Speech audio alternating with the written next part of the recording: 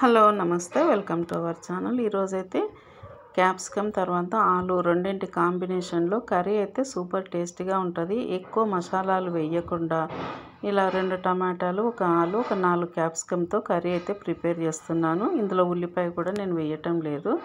కొంచెం ఇందులోకైతే అల్లం వెల్లుల్లి ఇట్లా అప్పటిదప్పుడు దంచి వేసుకుంటే కనుక టేస్ట్ బాగుంటుంది, మంచి వాసన కూడా ఉంటుంది.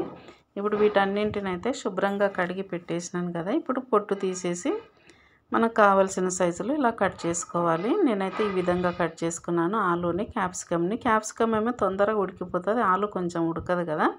కాబట్టి ఆలూనైతే చిన్నగానే కట్ చేసినాను. ఇప్పుడు స్టవ్ మీద అయితే బాండీ పెట్టేసుకున్నాను. ఈ బాండీలో అయితే కిటికీ నీడ పడుతుంది కాబట్టి ఇట్లా కనిపిస్తుంది ఇది. ఇందులో ఒక గరిటెడు ఆయిల్ వేసుకోవాలి. గరిటెడు అంటే మామూలుగా ఒక 3 టేబుల్ స్పూన్ల వరకు అవుతుంది అనుకోండి. ఒక చిటికెడు జీలకర్ర ఆవాలు వేస్తే అవి చిటపట్లాడగానే కట్ చేసి పెట్టుకున్న క్యాప్సికమ్ తర్వాత ఆలు 2 కూడా ఇందులో వేసుకోవాలి. ఇలా వేసుకున్న తర్వాత ఒక 2 నిమిషాలు అలాగే ఉంచేసి ఇప్పుడు ఇందులోకి ఒక 1/2 టీ స్పూన్ వరకు పసుపు, అలాగే దంచి పెట్టుకున్న అల్లం వెల్లుల్లి పేస్ట్ వేసి ఒకసారి ఇలా కలిపేసుకొని మళ్ళీ మూత పెట్టుకుందాం. కొంచెం మగ్గితే బాగుంటుంది ఇందులోనే ఆయిల్లో.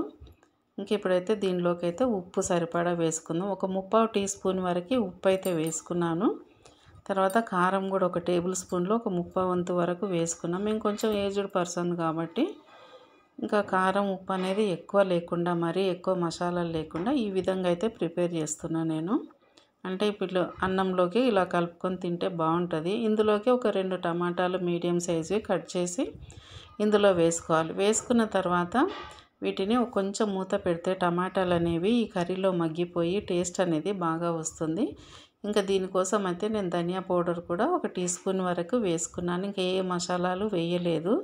అంటే కొంచెం 60+ వాళ్ళకి ఇట్లా కర్రీ చేసుకుంటేనే బాగుంటుంది, ఎక్కువ మసాలాలు వేయకుండా. ఎప్పుడో ఒకసారి వేసుకోవచ్చు అకేషన్, కానీ మరి ఊరికే వాడుకోకుండా అప్పుడప్పుడు ఇట్లా ఉప్పు కారాలతోనే కూరలు వండుకుంటే బాగుంటుంది.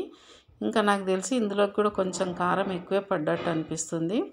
ఒక 2-3 నిమిషాలు ఉడికించుకుంటే కర్రీ రెడీ అయిపోతుంది. దగ్గరికి అయిపోగానే కొంచెం కొత్తిమీర, కరివేపాకు వేసి ఇంకా దింపేసుకోవటమే. ఇది దగ్గరికైతేనే కర్రీ బాగుంటుంది టేస్ట్. దీంతో పాటుగా కొంచెం సాంబార్ అయినా రసమైనా ప్రిపేర్ చేసుకోవచ్చు. నేనైతే మామూలుగా రసం అయితే ప్రిపేర్ చేసుకున్నా. ఇలా క్యాప్సికమ్ ఆలు వేసి కర్రీ చేస్తే రెండింటి కాంబినేషన్లో టేస్ట్ అయితే చాలా బాగుంటుంది. ఇంకా ఈరోజైతే నేను చేసిన కర్రీ ఇదనమాట. నచ్చితే ఒక లైక్ ఇవ్వండి.